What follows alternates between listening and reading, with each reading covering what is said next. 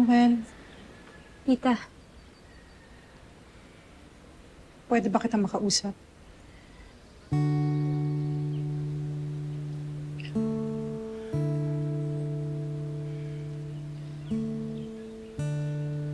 Pwede mo bang sabihin sa akin kung anong pwedeng gawin ni Nico para mapatawad niyo siya? po,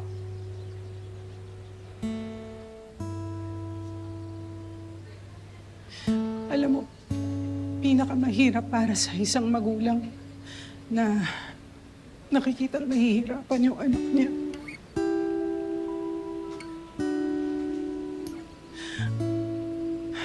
Araw-araw tulala si Nico.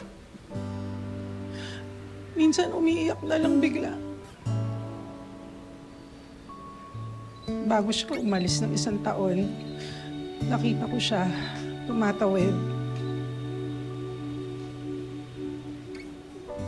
Hindi na niya tinitingnan kung may sasakyan bang babangga sa kanya.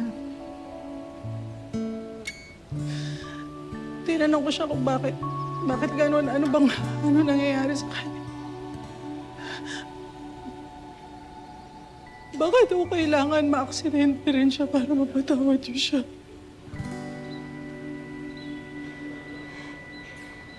sorry po. I'm sorry.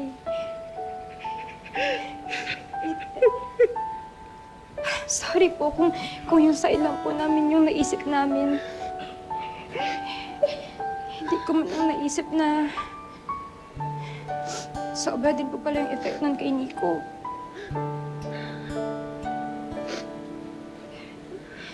Ngayon po ako nagigilty na hindi ko man lang pala siya pinamusta nun. Ang masakit kasi wala na lang siya nawala eh. Iniwan niya kami sa gitna ng gulo. Well, maniwala ka sa akin, hindi gagawin ni Nico yun ng walang dahilan. Hindi siya mang-iiwan ng walang dahilan. Pero Tita Dalia, Lola, amor mo. ano ba ibig niyo sabihin? Bumuo ka ng bagong buhay na malayo rito. Di ko kayang iwan si Noel. Magpapakulong na lang ho ako. Magsistay po ako dito, please. Sabi mo, hindi po. Alis po siya. Alis po. Sinabihan niya si Nico. Nakakasuhan daw siya kapag hindi siya lumayas. Totoo po ba yung sinasabi niyo? Noel, paniwala ka sa akin. Mahal na mahal ka ng anak ko. Hindi ka niya iiwan ng walang dahilan.